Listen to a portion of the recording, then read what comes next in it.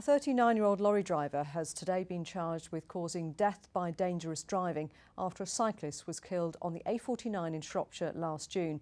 It comes as many lorry and bus drivers are now enrolling on special courses to learn more about the dangers faced by cyclists. Joanne Riddle reports. Tony Jones usually drives a 38-ton lorry. For one day, he's swapping that for a bike to see things from a cyclist's perspective. You do see a lot more cyclists around than did when I started driving.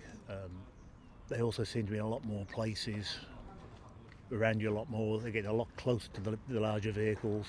Tony's joining other truck and coach drivers negotiating traffic on two wheels through Coventry as part of a course run by the training group Bike Right.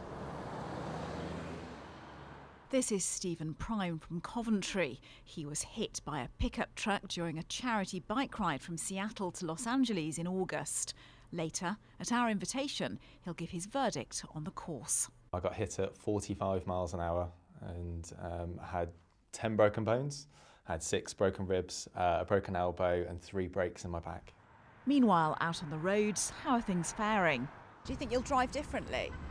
I think I will operate take a lot more consideration for cyclists and awareness of where cyclists are likely to be as well, yes. One area instructors raise awareness of is the driver's blind spot. This is what the driver can see through his left-hand mirror, just 2 cyclists.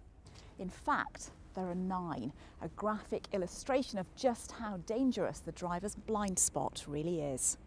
The problem with the blind spot, it's kind of the biggest cause of the most horrible accidents is cyclists in the blind spots of a big vehicle, especially when the big vehicles are turning left at large junctions and roundabouts. The cyclists head back and meet the injured rider we showed you earlier.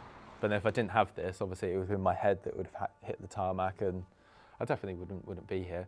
In terms of lorry drivers actually getting on their bikes and seeing what the issues are for cyclists is brilliant. It really raises awareness for the issues that cyclists are facing.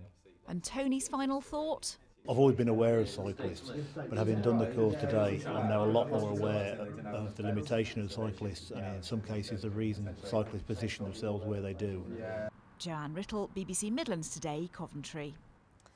The Black Country-based retail chain Poundland is hoping to double the number of stores it has in the UK over the next few years.